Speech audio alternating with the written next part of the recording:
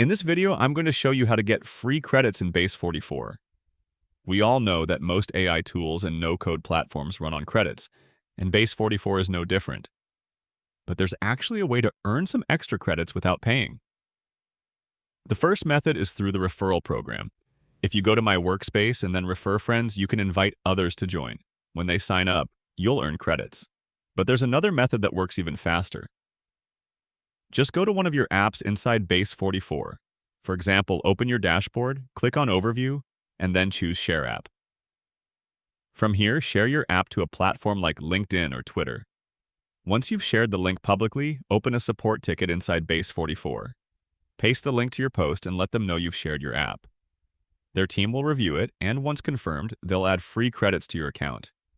So it's a simple way to top up your balance without upgrading right away. And that's how you can get free credits in Base44.